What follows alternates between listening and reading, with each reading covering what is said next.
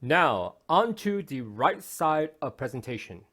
This is the crust of our flag initiative debate, to ascertain how the modern era stars and bars made it into vernacular adoption.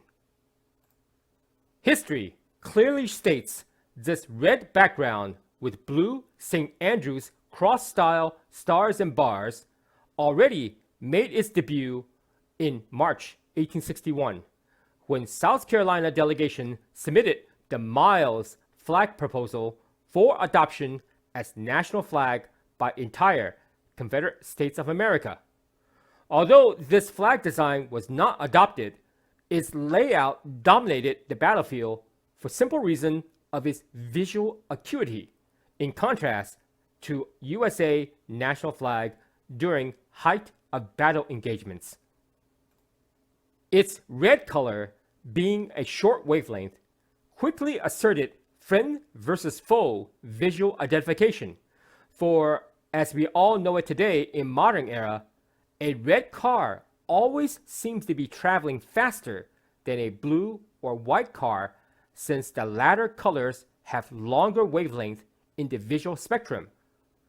After July 1861 Battle of Bull Run, also called Battle of Manassas, Confederate battle formations quickly adopted this South Carolina stars and bars design element into its military army, corps, and regiment banners. One of the first such adoptions was the Confederate Army of Northern Virginia. As title indicated, its theater of military operation was in Northern Virginia, thus also impacted operation against U.S. federal positions in southern Pennsylvania and western Maryland, since Washington, D.C., U.S. capital, and port city of Baltimore were also located in this region. By the way, it was this Confederate Army formation that fought in the famed and decisive 1863 Battle of Gettysburg in Pennsylvania. The Confederate Army of Northern Virginia utilized a 1-to-1 ratio stars and bars, but with a white flag border called a fimbriation. Oh, a sidebar to a sidebar.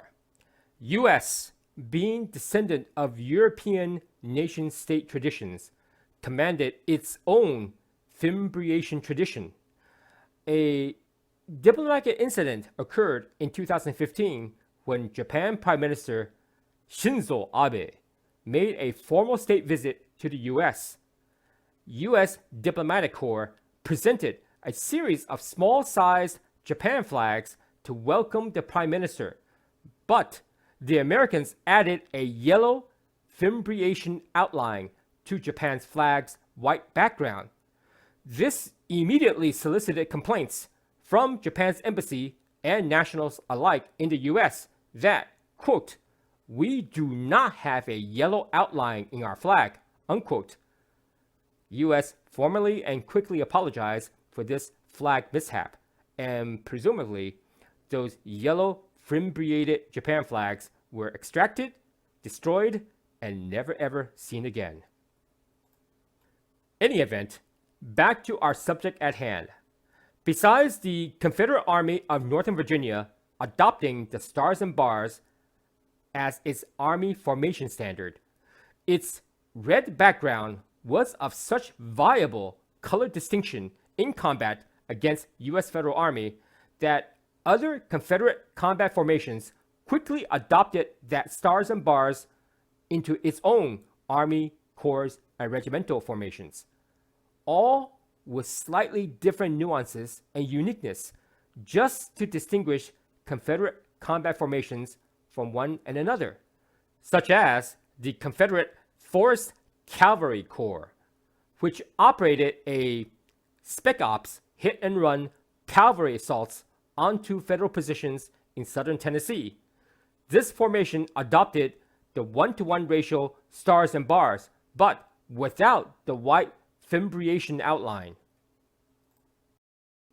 Not to be outdone, the Confederate Navy took the stars and bars en masse by adopting a 3/4 ratio flag for its naval jack and its bow or front of the ship position, and a 1-to-1 ratio flag for its stern or rear of the ship.